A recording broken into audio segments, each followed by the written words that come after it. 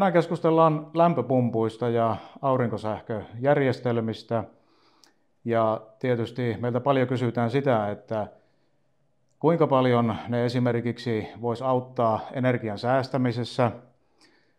Tietysti meidän ammatissa törmätään siihen, kysytään, että auttaisivatko ne esimerkiksi lyhentämään myyntiaikaa, tämän tyyppisiä asioita. Ja me on saatu vieraaksi tänään Veli-Matti Hautakoski, kokenut yrittäjä, pyörität muutamaakin alan yritystä. Tervetuloa. Kiitoksia. Miltä se tällä hetkellä lämpöpumppumarkkina näyttää? No kaiken kaikkiaan ihan hyvältä näyttää, että sanotaan, että tämä niin korjausrakentaminen ihan asialliselta näyttää ja verrattuna edellisen vuoden aloitukseen niin jopa hieman pirteämmältä mitä silloin, mutta kyllä uudisrakentaminen on vielä sillä aika maltillista toistaiseksi. Joo. Mutta odotettavissa hieman parempaa kuin aikaisemmin. Just näin. Tämähän on tietysti, jos lämpöpumpuista puhutaan esimerkiksi ilmalämpöpumpuista, vesi-ilmalämpöpumpuista, maalämpöpumpuista, niin se on monelle ehkä jopa pelkästään ekologinen valinta. Mitä muita asioita siellä voi olla takana? Miksi lähdetään esimerkiksi saneeraamaan lämmitysjärjestelmää? Joo, kyllä se monille merkkaa ekologisuus. Sitäkin enemmän varmaan isoimpia painopisteitä on toki kustannustehokkuus, energiakustannusten alentaminen on niin ehkä yleisin, mutta myös lainsäädäntö, että kyllä se ohjaa pikkuhiljaa enemmän siihen suuntaan, että on sekä taloudellisesti että yhteiskuntavastuullisesti järkevää tehdä muutoksia. Myöskin ihan omakotitalopuolella? Kyllä näin, joo, mutta omakotitalopuolella varmaan kuitenkin kaikkein eniten kustannusten alentaminen ja sitten ympäristönäkökulmat. Joo, just näin. Sehän on ihan selvää, jos ajatellaan, niin monella on varmaan talossaan, jos puhutaan että vesikiertoinen lämmönjako, on se sitten lattiassa tai vesipattereissa, niin siellä on öljykattila taustalla. Ja sitä kun lähdetään uudistamaan, niin on päivän selvää, että sieltähän tulee aika mukavia säästöjä. Kyllä ehdottomasti. Kyllä öljyn suhteen, niin meillä on vielä Suomessa yllättävän paljon jäljellä öljykohteita. Se vaihtelee, mutta eri laskelmien mukaan yli 100 000 kuitenkin jäljellä. Ja nythän edelleen niin tällekin vuodelle oli jätetty öljyn pois vaihtamiseksi niin korotettuna kotitalousvähennys, mikä on hyvin merkittävä osuus. Kyllä. Erityisesti ilmavesi- ja maalämpöinvestoinnissa. Just näin, joo. Selvä. Jutellaanko pikkasen erilaisista vaihtoehdoista? Jos nyt takerrutaan siihen, että siellä on vaikka se öljykattila taustalla, niin minkälaiset asiat voisi ratkaista, että mihin tavallaan tulevaan ratkaisuun sitten päädytään? Onko se vesi-ilmalämpöpumppu, onko se maalämpö? Minkälaista pohdintaa siinä kannattaisi käydä? Joo, no siinä lähdetään jo siitä lähtökohdasta, että siellä on aina silloin vesikertoinen lämmitys taustalla, kun on öljy, niin kyllä se rajaa aika paljon siinä kohtaa. Ja kyllä siinä kohtaa varmaan ne vaihtoehdot on kuitenkin maalämpö, ilmavesilämpö. Joskus voi olla toki kaukolämpökin, jos se verkko siinä on, mutta nykyään harvemmin näin näkee. Ja sitten taas poistolämpöpumpun kohdalla tulee jo niin paljon muita muutoksia, että se ei ole kovin realistinen vaihtoehto. Että kyllä se yleensä rajautuu hyvin pitkälti maalämpö, ilmavesi, mitä me nähdään markkinoilla. Ja sitten tehdään sitä valintaa näiden kahden välillä. Kyllä, hyvin pitkälle näin. Joo. Hyvin pitkälle näin. Kyllä, joo. No, miten jos ensin aloitetaan vähän kevyemmästä päästä vielä puhutaan ilmalämpöpumpusta, mikä tietysti, jos otetaan ihan rehellinen ilmalämpöpumppu, pystytään lämmittämään, pystytään viilentämään, niin minkälaisen kohteeseen se olisi omimmillaan? No varmaan tyypillinen kohde on suora sähkölämmityskohde, eli silloin päästään hyödyntämään sekä lämmitys- että viilennysominaisuutta kumpaakin. Mutta kyllä nykyään näkee, että yhä enemmän myös se lisääntyy niin omakotitalopuolella kuin kerrostalopuolella muissakin kuin suorasähkökohteissa. Eli voi tulla jo kaukolämmön rinnalle, no joskus lämmitykseenkin, mutta enimmäkseen kuitenkin viilennykseen. Mutta hyvin tyypillinen kohde on niin sähkölämmitteinen omakotitalo. Ja niissähän meillä on jo Suomessa ihan tosi iso tavallaan osuus vaihdettukin niitä tai laitettu niitä, että me Suomessa on jo kaiken kaikkiaan kuitenkin 1,5 miljoonaa lämpöpumppua asennettu, joista reilusti yli 1 miljoonaa on jo ilmalämpöpumppuja, että varmaan 1,2 miljoonaa niin kaiken kaikkiaan. Kovia lukuja. Ne on isoja lukuja. Joo. Kyllä. Murretaanko tässä kohtaa yksi myytti? Yes. Jonkun verran kuulee sitä, että kun ilmalämpöpumpulla lämmitetään ja kesällä viilennetään, niin ihmiset sanoo sitä, että kesällä tuhotaan se hyöty viilentämällä, mikä talvella lämmittämällä saadaan. Niin ei kai se nyt näin ole. No kyllä se juuri näin se ei ole, että kyllä se säästö on niin paljon merkittävämpi lämmityspuolella, että jos ajatellaan, että vaikka hyvinkin runsaasti käyttää siihen viilennykseen, niin siihen ei saa käytettyä rahaa 50-100 euroa enempää kesäaikana. Just näin. Että näin se vaan menee, ja se perustuu jo siihen, että minkälaista ottotehoa se energiatehokas laite ottaa siinä kesän aikana, ja Suomessa tyypillisesti ei kuitenkaan se viilennettävä jakso edes ole koko sitä kesäaikaa, vaan siellä voi olla maksimissaan joku 2-30 viilennyspäivää. Kyllä. Juuri näin. Juuri näin. No sitten toinen asia, mitä paljon kuullaan, niin puhutaan siitä, että ehkä viilentäessä pyritään viilentämään liikaa. Mitä sanoisit alan ammattilaisena, jos ulkona on 27 lämmintä, niin minkälaista sisälämpötilaa pitäisi sitten pyrkiä hakemaan? Jos tuo pitää sinällään paikkaansa, että hyvin usein tottumaton käyttäjä niin saattaa asettaa jopa 20 asteeseen ja hakea allekin sen lämpötilan, mikä on tavoitetila tavallaan siinä, että kyllä se riittää ihan, jos 27 on ulkolämpötila, niin muutama aste, 2-3 astetta avain sen alapuolelle, koska tämä on niin kuin riittävä jo. Toki sitä nyt ei vahinkoa ole, vaikka se suoraan asetettaisiin sinne 22-23kin, mutta käytännössä siinä tapahtuu semmoinen efekti, että tämmöinen vaikutus, että se samalla poistaa niin paljon kosteutta, että se todellinen tunne on huomattavasti enemmän kuin muutama aste. Just näin. Siinä ihmisen iholla. Niin, ja sitten kun muistetaan vielä siitä pitää huolta, että se kondenssivesi hallitusti ohjataan pois ja rakennuksen sivustalta pois, niin kyllä, kaikki on kunnossa. Kaikki on kunnossa. Tämä on hyvin tärkeä näkökulma, että se huolehditaan kunnolla. Ja se myös heti alusta lähtien testataan, että se toimii oikein. Että se on erittäin tärkeä näkökulma. Joo. Kun ajatellaan sillä, että jos siellä ulkona tosiaan on se 25-27 astetta, tullaan muutama astetta viileämpään, niin sehän jo riittää. Kyllä, juuri näin. Se riittää hyvinkin. Joo, kyllä. No miten sitten, pystyykö yhtään arvioimaan sitä, että jos on se suorasähkölämmitteinen talo, ihan perinteinen suomalainen omakotitalo, niin minkälaista säästöä ilmalämpöpumpulla voisi lämmityskustannuksiin saada karkeasti? Joo, tuo on hyvä kysymys. Siinä on tyypillisesti tämmöinen suorasähkötalo, niin siellähän joku noin 20 000 kilowattituntia ehkä vuodessa kulutetaan energiaa, josta tyypillisesti semmoinen 70% menee peräti lämmitykseen. Joo. Ja sehän tarkoittaa 20 000 kilowattitunnin talossa tämmöistä 14 000, ja siitä pystyy sitten hyvällä lämpöpumpulla 6-70% säästämään. Että se on aika merkittävä määrä. Jopa niinkin paljon? Jopa niinkin paljon, että totta kai se vaihtelee, ja kaikissa taloissa ei ihan noin korkeaksi se nousee lämmityksen osuus, mutta kyllä se aika tyypillistä on, että siellä päin liikutaan. Ja se on tosi paljon myös siitä kiinni, että miten sen pystyy sen pumpun sijoittamaan ja mikä sen teho on ja miten sitä päästään hyödyntämään. Silloin kun päästään oikein tehokkaasti, niin jopa näinkin. Mutta ei siihen joka talossa tietenkään näin toteudu. Joo, kyllä. Joo, tuo on kyllä tosi väkevä luku. Miten jos puhutaan ilmalämpöpumpun, sanoitkin tuosta sisäyksikön sijoittamisesta, niin minkälaisia ohjeita antaisit tavallaan, kun mietitään sitä sijoittamista, jos esimerkiksi löytyy takka, onko sitä kautta löydettävissä jotakin ohjeistusta, ja ylipäätään se asentaminen, mitä pitäisi huomioida? Joo, se onkin hyvä kysymys. Eli kyllä se yleensä kannattaa jo siinä kohtaa, kun sitä ilmalämpöpumppua on tilaamassa, niin vähän itsekin miettiä niin vaihtoehtoja, että mitkä on esteettisesti itselle niin todellisia vaihtoehtoja.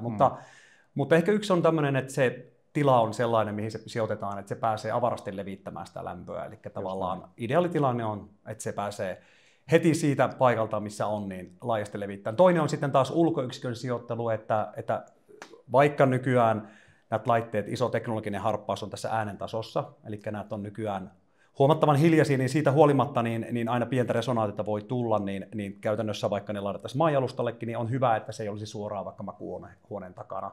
Eli pystyttäisiin katsomaan, että se on järkevää se sijainti, ja ehkä siinäkin sitten usein voidaan ottaa tätä esteettistä näkökulmaa mukaan huomioida. Ja sitten siinä tulee näiden yhdistelmä, eli sisä- ja ulkoyksikön sijainti ja niiden välinen kylmäinen veto, että se ei myöskään kohtuuttoman pitkäksi menisi sitten siinä. Joo, eli ulkoyksikön sijainti senkin takia, ettei se yöunia ole sitten häiritsemässä, jos se yöllä hurahtaa yhtäkkiä käyntiin. Kyllä, juuri näin. Että tavallaan, vaikka se on nykyään hiljaisia, niin aina siinä joku ääni kuitenkin lähtee, niin se on ihan hyvä, että sen pystyy huomioimaan jollakin tavalla. Joo, selvä.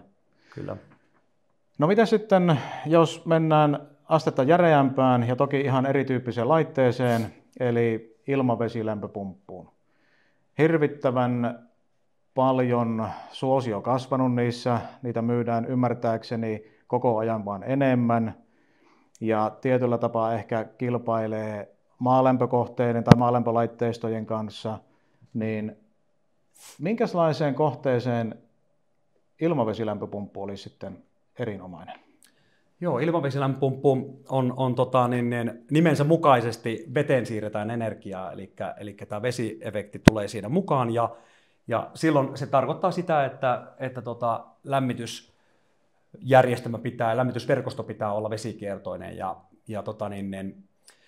sanotaan, että ilmavesilämpöpumppuhan pystytään mitoittamaan. Siinähän siinäkin myytti vähän, että ilmavesilämpöpumppu on vain pienten kohteiden laite, mutta niitä käytetään myös ihan teollisuudessa ja tosi isoissa kohteissa. Eli se ei ole kohteen koosta sinällään kiinni, että niin minkälaisen se voi laittaa. Mutta hyvin monikäyttöinen vesikiertoisiin kohteisiin, sanoisin näin. Ja sen edut verrattuna moniin lämmitysjärjestelmiin niin erittäin kustannustehokas suhteessa siihen investointiin. Se on ihan erittäin tehokkaasti, kun se ottaa ulkoilmasta, eikä tarvitse erikseen mitään porakaivoon rinnasteisia ratkaisuja. Joo. Voiko ajatella sillä lailla, että vesi-ilmalämpöpumpun laitteisto ja maalämpöpumpun laitteisto olisi suurin piirtein samanhintaisia? Joo, hyvin lähelle. Itse asiassa nykyään on niin, että ilmavesilämpöpumpussa teknologia on ottanut isoja harppauksia menneenä vuosina, ja käytännössä on niin, että se ilmavesilaite on todennäköisesti jopa vähän kalliimpi kuin maalämpö itsessään, että energiakaivo sitten taas nostaa sen kokonaisinvestoinnin maalämmössä kalliimmaksi, mutta hyvin usein on niin, että ilmavesilämpöpumpun laitteisto on itsessään kalliimpi. Joo. No miten se teknologia on kehittynyt, jos otetaan muutama vuosi tästä niin kuin taaksepäin, niin missä oltiin ennen ja missä ollaan nyt? No ehkä ihan muutamassa vuodessa ei mitään ihan valtavia harppauksia nyt ole tullut, mutta jos katsotaan vähän pitemmällä aikajänteellä, niin kyllä mä näkisin, että totta kai jatkuva tällainen energiatehokkuuden kehitys on havaittavissa, eli lähes vuosi vuodelta. Ehkä siinä nyt ei ihan vuosittaista harppausta tule, mutta muutamien vuosien välein aina tulee tiettyä evoluutiota, ja siinä nähdään kehitystä. Ehkä semmoinen suurin viime vuosien kehitys on siinä, että ilmavesilämpöpumput on niin paljon hiljaisempia. Eli se on tavallaan, jos katsotaan 10-15 vuotta taaksepäin, niin silloin ihan aidosti niin siinä on tosi merkittävä ero.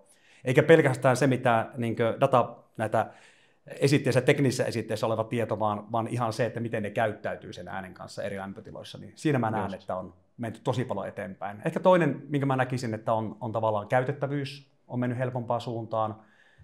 Ja vielä ehkä nostaisin tänne, että on tullut tämmöisiä etäohjausmahdollisuuksia, aika vaivattomia. Semmoinen helppokäyttöisyys on tullut mukaan sinnekin vahvasti. Okei.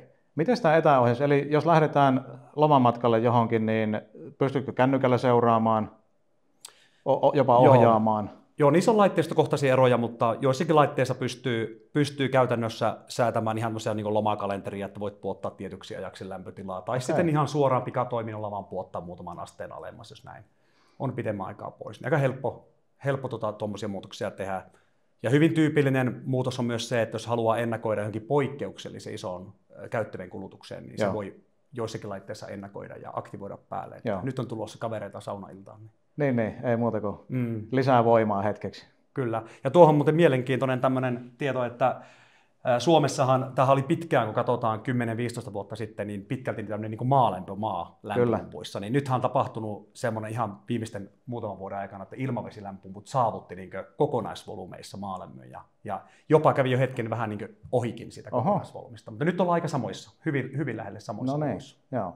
Eli voidaanko ajatella sillä, että kun moni on tottunut siihen, että ilmalämpöpumppua ohjataan etänä, niin onko vesi-ilmalämpöpumpun ohjaaminen yhtä helppoa etänä?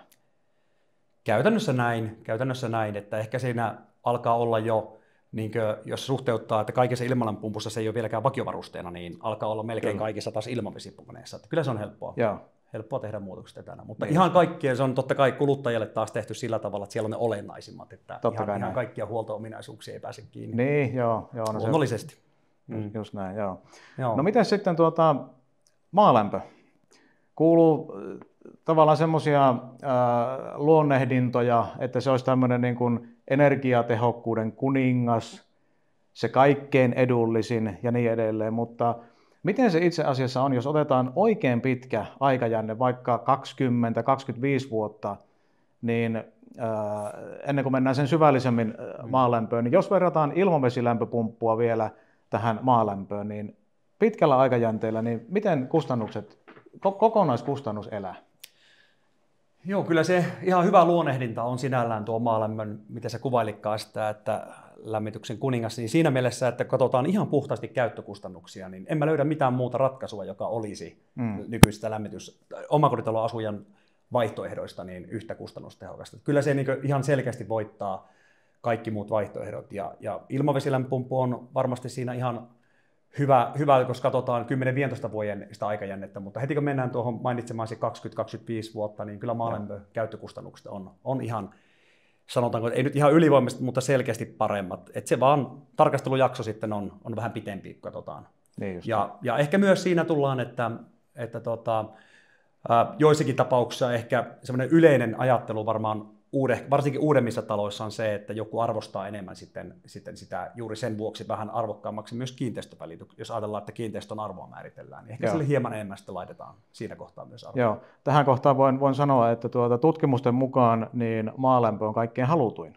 Joo. Siellä tulee sitten kaukolämpöä, tulee ilmavesilämpöpumppua niin edelleen, mutta maalämpö on ykkönen. Se on kaikkein halutuin. Kyllä.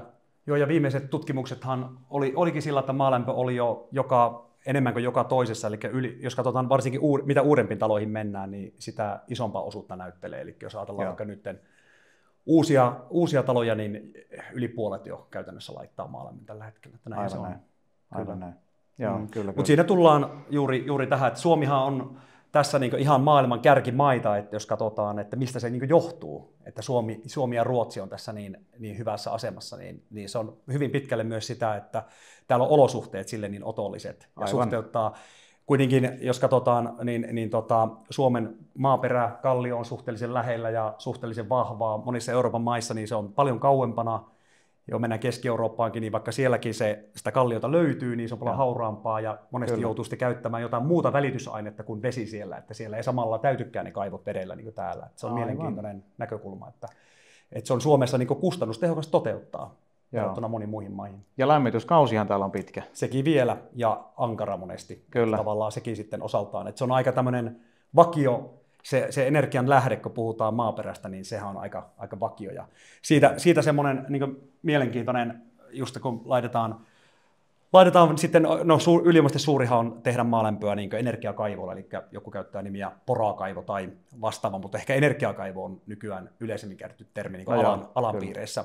Niin sitten toinen vaihtoehto on edelleen, eli maapiiri tai vesistö, ja maapiirissäkin on monesti se käsitys, että se maa on se, mikä se lämmittää, mutta todellisuudessa niitä ei saa laittaa liian syvälle, että myös se UV-säteily pääsee taas siinä lämmittämään. Että toki on mielenkiintoinen, että moni ajattelee, että se on sitä paremmin, mitä syvemmälle laitetaan, mutta se pitää olla tietyssä korkeudessa, jotta edelleen päästään myös hyödyntämään kesällä sitä vaikutusta myös aurinkosuunnalta. No niin, se on myös osiltaan aurinkoenergiaa. Joo, kohta puhutaan siitä vielä lisää, mutta tuo on itse asiassa asia, mikä ei varmaan ole kovinkaan monelle, ei myöskään itselle ollut sillain tuttu, että tuommoinenkin pitäisi huomioida.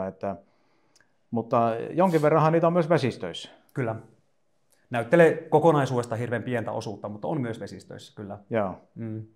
Joo.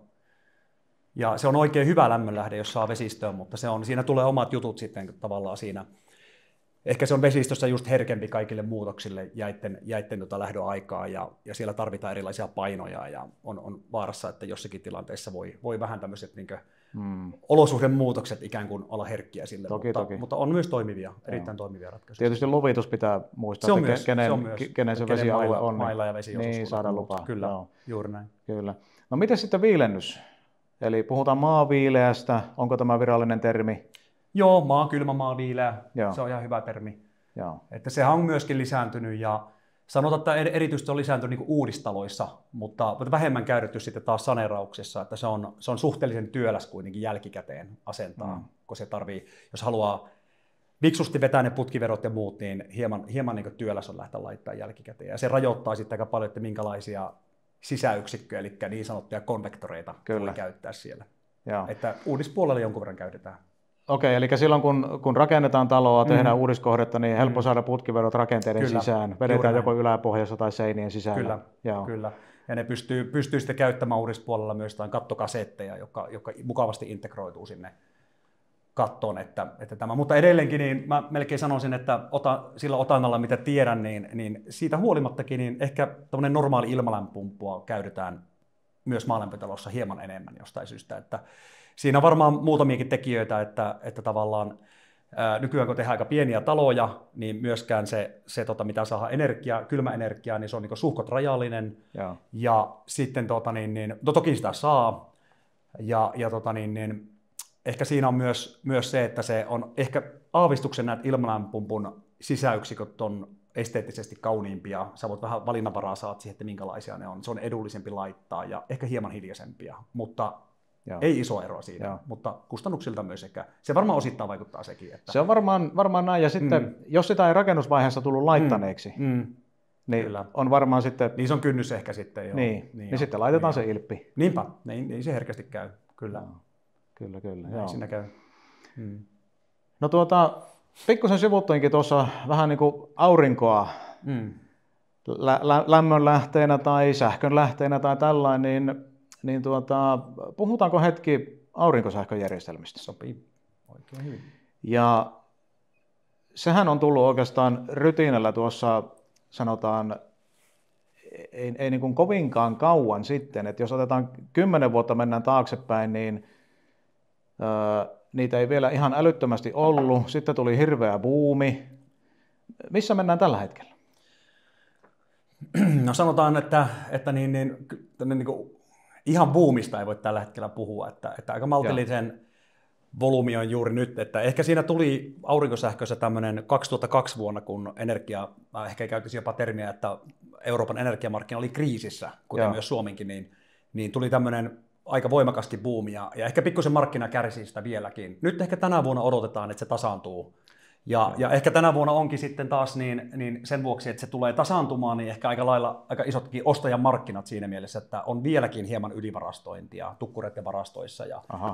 Että kyllä siellä on semmoinen tilanne markkinassa aurinkosuhteen edelleen. Että se 22 vuosi tavallaan ylikuumensi ja kaikki joutui varautumaan niin voimakkaasti vastaavan kaltaisen kysyntän. Osa ehkä osasi vähän epäilläkin sitä, että ei tämä nyt tämmöisenä voi jatkua, mutta se oli aivan hurja se piikki, mikä tapahtui siellä 21-22. Vaikka se oli sitä ennenkin kasvanut jo tasaisesti, niin me nähtiin aivan mielettömiä nousuja siinä 22 vuoden aikana. Joo. No miten sillä puolella teknologia on kehittynyt? Sen on ymmärtänyt, että paneelikoko on kasvanut, mutta onko tullut mitään niin kuin mullistavaa? No, en ehkä sanoisi niinkään mullistavaa, mutta tämmöistä tasaista kehitystä on ollut havaittavissa, että ehkä se jatkuva kehitys on ollut siinä niin kuin näissä hyötysuhteissa.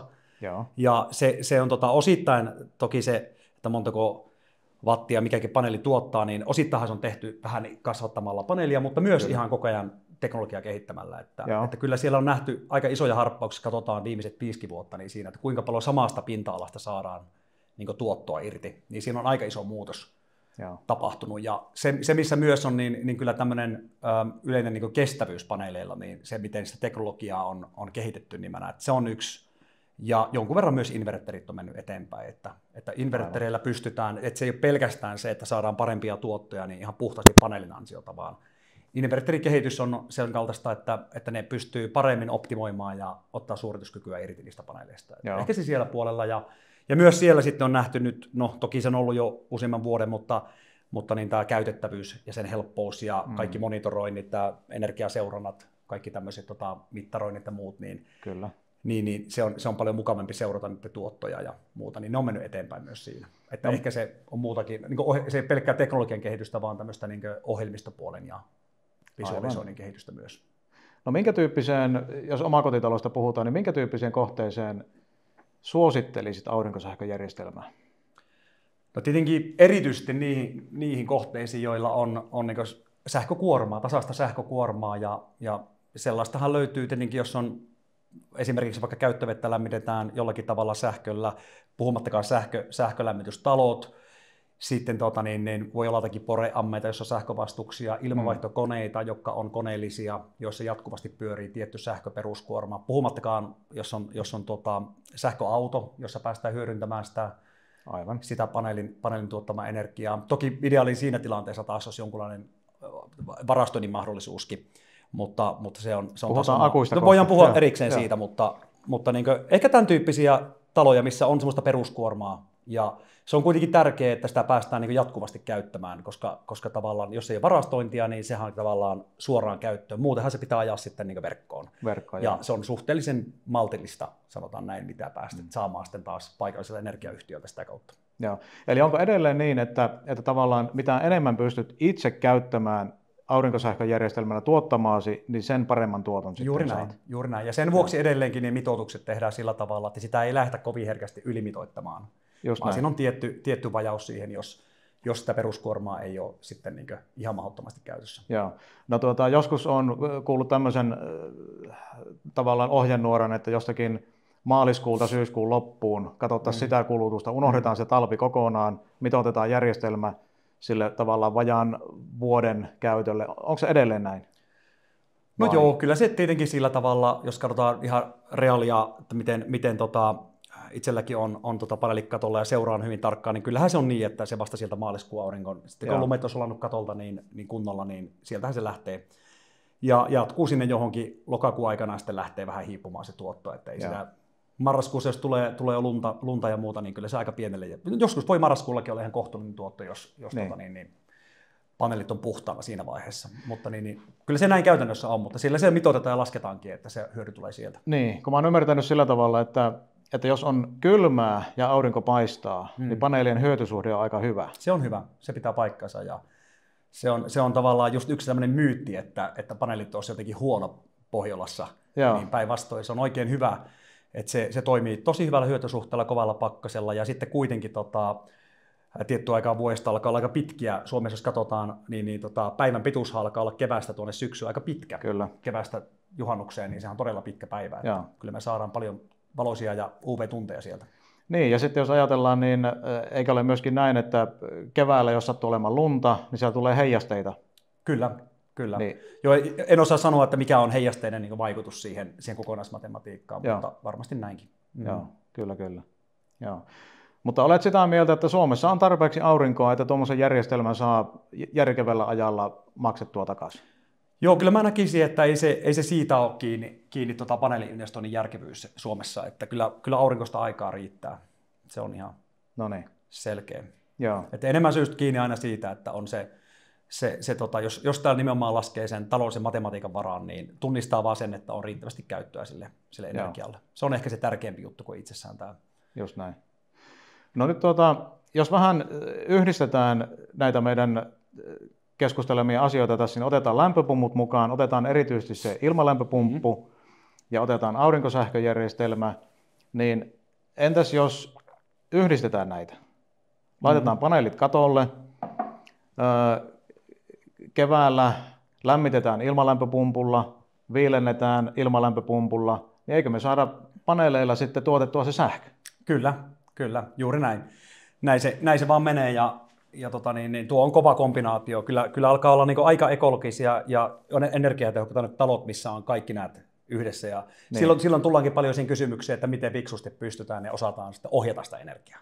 Se on sitten oma kysymys ja se on niin semmoinen, mihin pitää sitten kiinnittää huomiota vaan, että se oikealla tavalla saadaan käyttöön ja oikeat.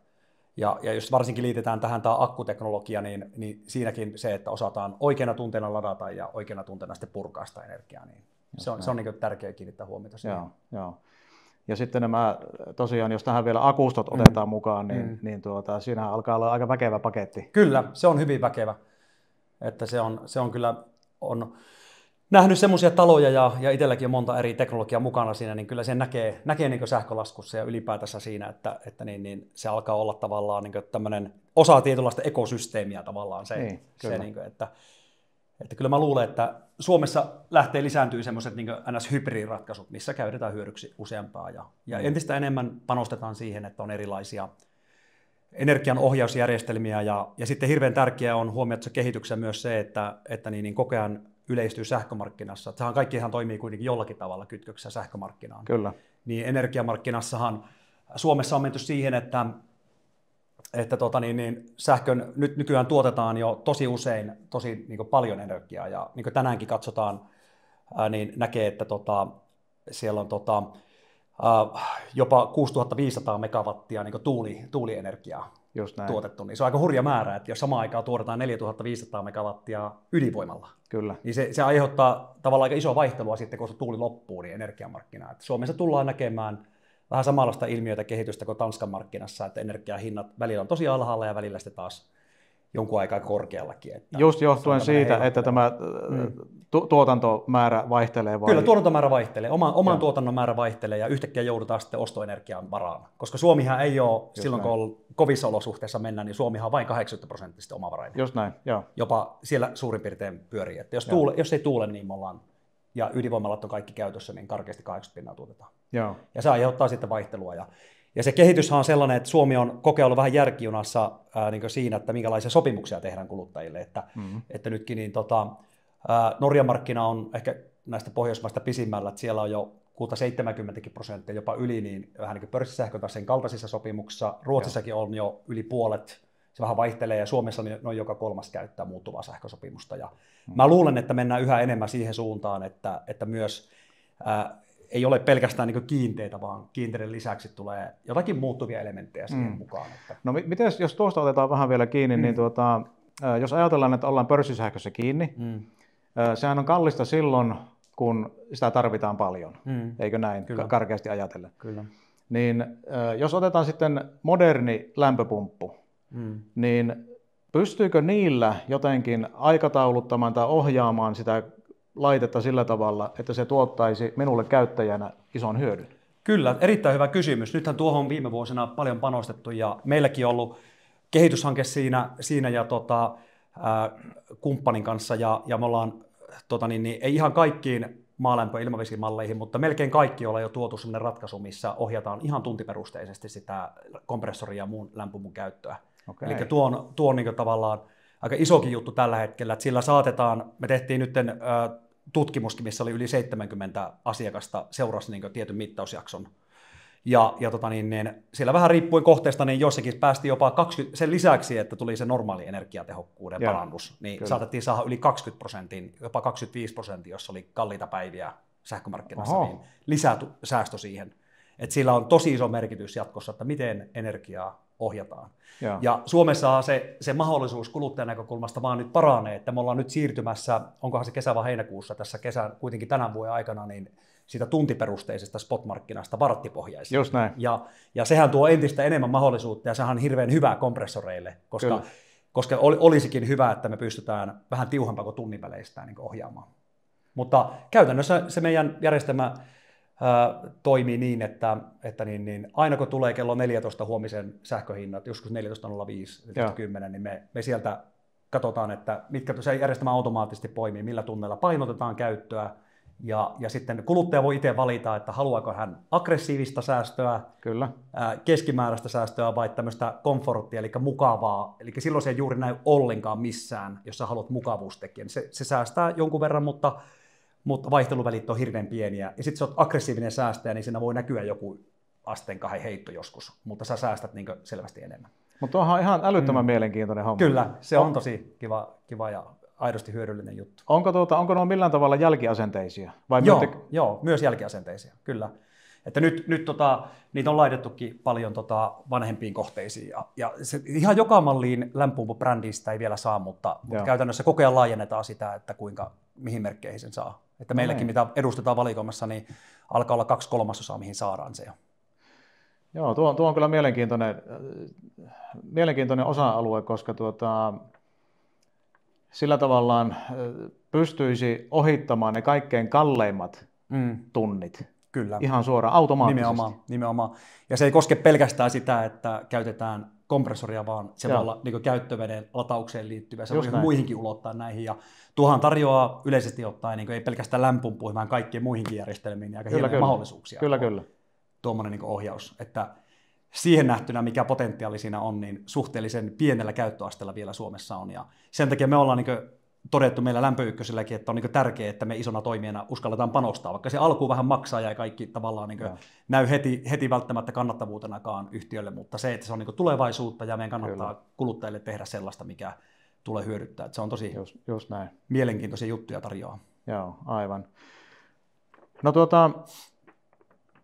jos ajatellaan nyt sitten, että joku omakotitaloasuja miettii, että niin meillä on suorasähkölämmitteinen talo tai meillä on se öljykattila pannuhuoneessa pöhisemässä ja haluttaisiin joko säästöjä tai sitten sen lisäksi myöskin vähän ekologisempaa lämmönlähdettä, niin mistä kannattaisi lähteä liikkeelle ja mitä kannattaisi tehdä? No kyllä mä melkein sanoisin, että kannattaa aika paljon kiinnittää heti alkuun huomioon, että minkälaista kumppania lähtee katsomaan, että on varmasti semmoinen kumppani, jolla on sitä laaja-alaisempaa osaamista markkinasta ja ymmärretään näitä kaikkia muuttujia, että se hyvän kumppanin valinnasta ja sieltä sitten niin hyvä kumppaniyritys pystyy löytämään ne oikeat kysymykset sille kuluttajille, että mikä tässä teidän tilanteessa oikeasti on merkityksellistä ja mikä se oikea tarve on, että meilläkin aina lähdetään tarvekeskustelusta, että mitkä on ne tavoitteet ja mikä on nykytila ja suhteutetaan niitä ja sitten vähän mietitään, että mitkä on todelliset vaihtoehdot. Että kyllä mun mielestä se on hyvä lähteä liikkeelle. Totta kai aina voi tehdä jonkunlaista vähän ennakkotutkintaa, mutta se on aika hankala kuluttajana monesti löytää se relevantti tieto markkinasta. Et sen takia itse suosittelen sitä, että aika herkästi vaan tämmöisille tunnetulle ja asiantunteville yhtiöille niin tarjouspyyntöä ja sitä kautta sitten se prosessi opettaa matkan varrella, että miten se hankitaan. Niin, kun tulee kuitenkin mieleen, että näitä järjestelmiä on niin kuin muutamanlaisia, siellä on vähän erityyppistä teknologiaa ja yksi ratkaisee yhden ongelman ja toinen toisen, kyllä. Niin jos tavallaan ammattilainen, joka pystyy katsoa sen nykytilanteen ja pystyy oikeat kysymykset esittämään, mihin halutaan päästä, niin kylläkään se siitä välimaastosta sitten löytyy se teknologiakin, millä se haluttu lopputulos. Kyllä se löytyy ja siinä on hyvä ottaa monesti huomioon just tämmöisiä vähän laajempiakin kysymyksiä, että sitä just vaikka turvallisuushakuisuutta, että onko minkä tyyppi, vaikka mekään ei tarjota itse vaikka sähkösopimuksia, niin kyllä meitä ainakaan kiinnostaa se, että minkä tyyppinen se kuluttajan ajattelumaailma sen suhteen on ja silläkin voi olla oma vaikutuksensa ja onko tulossa ehkä sähköautoa tai jotain.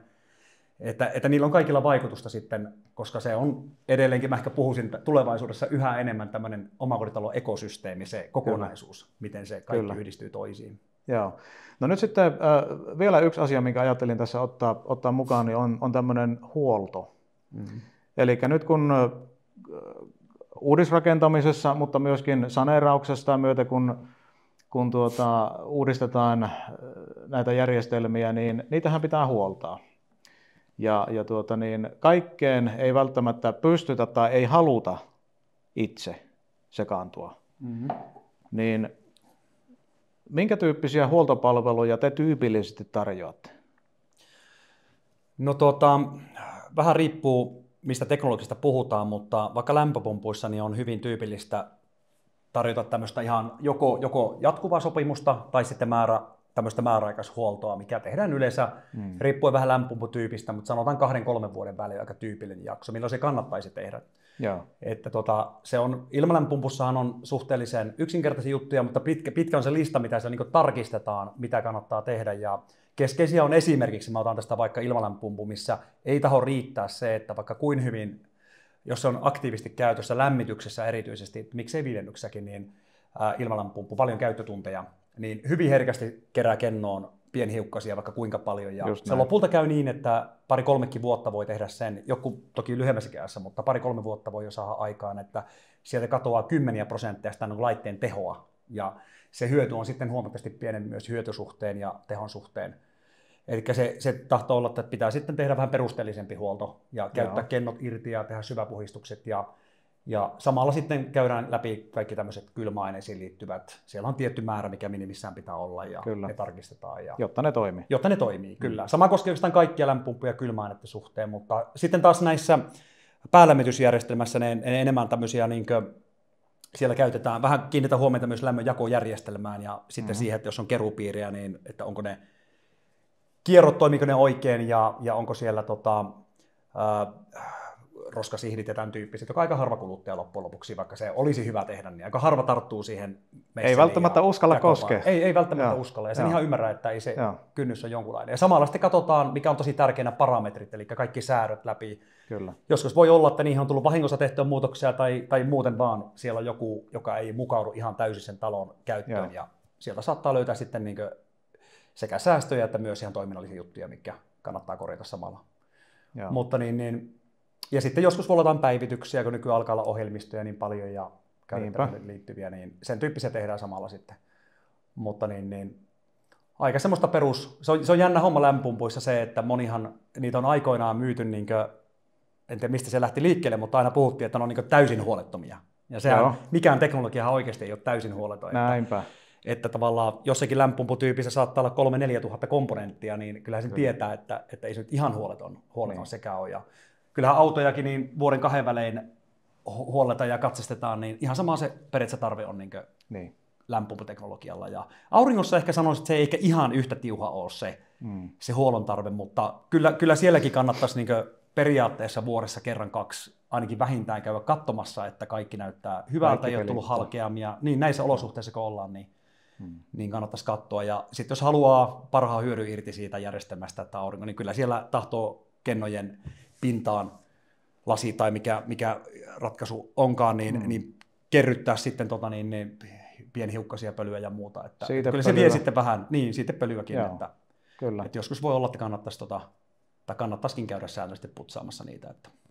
Ja sitten ehkä myös aurinkopuolella nousee tämä sähköturvallisuusnäkökulma, että kyllä ne aina välillä kannattaisi joskus käyttää siellä sitä sähkömiestä tai aurinkoasentajaa, joka katsoisi läpi ne johdotukset ja muut, inverterit ja muut, että toimii kaikki oikein. Niin, että kaikki on edelleen ok. Niin, kaikki on edelleen ok, vaikka harvoin tapahtuu mitään, mutta sitten jos jotain on vialla, niin hyvä se on nähdä riittävää jossain. Niin, ja pystyy nukkua yöt sitten rauhassa. Tietää, että kaikki on turvallista ja juuri näin.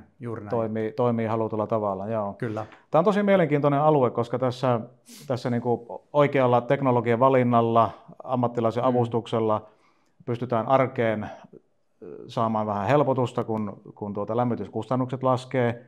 Toisaalta omassa työssäni näen sen, että myöskin kun oikeat valinnat on tehty, niin se näkyy myös sitten kiinteistön hinnassa. Kyllä.